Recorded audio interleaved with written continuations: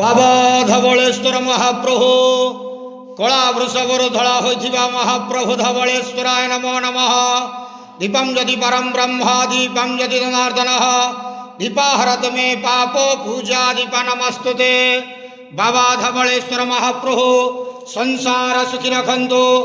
आज पवित्र शिव चतुर्दशी बेढ़ा उपवास शुभ मंगलवार रे समस्त श्रद्धालु भक्त मानक आशीर्वाद करंतु। समस्त श्रद्धालु भक्त मानकर मनस्कामना पूर्ण करंतु।